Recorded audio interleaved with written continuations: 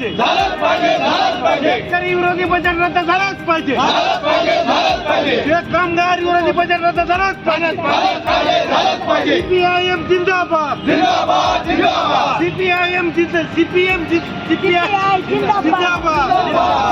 भारतीय कम्युनिस्ट पक्षाचा एआयटीयूसी जिंदाबाद, ऑल इंडिया किसान सभा जिंदाबाद, शेतकऱ्यांना किमान आधारभूत किमती नाकारणारं बजेट मुर्दाबाद, असंघटित कामगारांना वाऱ्यावर सोडणारं बजेट मुर्दाबाद, असंघटित कामगारांना वाऱ्यावर सोडणारं बजेट मुर्दाबाद, 100% एफडीआय लागू करणारं बजेट मुर्दाबाद, अरे आवाज दो, अरे आवाज दो, अरे भाजपा की नौटंकी ज्यादा दिन नहीं चलेगी, अरे भाजपा की नौटंकी ज्यादा दिन नहीं चलेगी,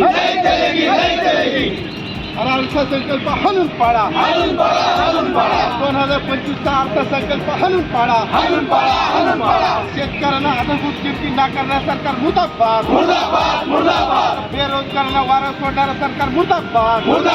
जे अर्थसंकल्प सादर करण्यात आलेला आहे, हा अर्थसंकल्प देशातल्या सर्वसामान्य नागरिक असतील, शेतकरी असतील, कामगार असतील यांच्यासाठी प्रचंड निराशाजनक असा हा अर्थसंकल्प आहे.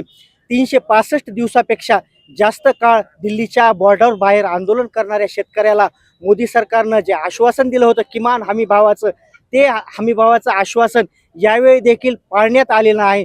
25 लाख कोटी रुपयापेक्षा जास्त कर्जमाफी कॉर्पोरेट सेक्टरला देण्यात आलेली आहे, पण यावेळेस शेतकऱ्यांच्या कर्जमाफीचा या ठिकाणी विचार करण्यात आलेला नाही. शेतकऱ्यांना कसल्याही प्रकारची कर्जमाफी या ठिकाणी सरकारने दिलेली नाही. या ठिकाणी खताचे भाव असतील किंवा पेस्टिसाईडचे भाव असतील हे कमी करण्यासाठी आमची अपेक्षा होती की हे सरकार यावरचा GST कमी करेल, पण या सरकारनं या खत आणि पेस्टिसाईडवरचं जी सबसिडी होती ही सबसिडी या ठिकाणी कमी केलेली आहे. PM किसान असेल किंवा आत्मनिर्भर भारताच्या गप्पा मारणाऱ्या सरकारनं या देशातल्या तूर डाळ उत्पादक शेतकऱ्यांची प्रचंड निराशा केलेली आहे. या देशामध्ये प्रचंड तुरीचं, हरभऱ्याचं असेल, चण्याचं असेल, सोयाबीनचं उत्पादन झालेलं असताना बाहेर देशातून निष्कुल्कपणे विदेशातून आयात केलं आणि देशातले बाजारभाव पाडले आणि गप्पा वल्गना मात्र आत्मनिर्भर भारताच्या करतात. या सरकारचा अखिल भारतीय किसान सभेच्या वतीनं आम्ही या ठिकाणी धिक्कार करतो आणि या ठिकाणी आज आम्ही या अर्थसंकल्पाची होळी केलेली आहे. केंद्र सरकारनं जे काही 2025 अर्थसंकल्प जाहीर केला, या अर्थसंकल्पामध्ये जे काही कामगार आणि शेतकरी आहेत यांच्या तोंडाला त्यांना पानं पुसलेले आहेत.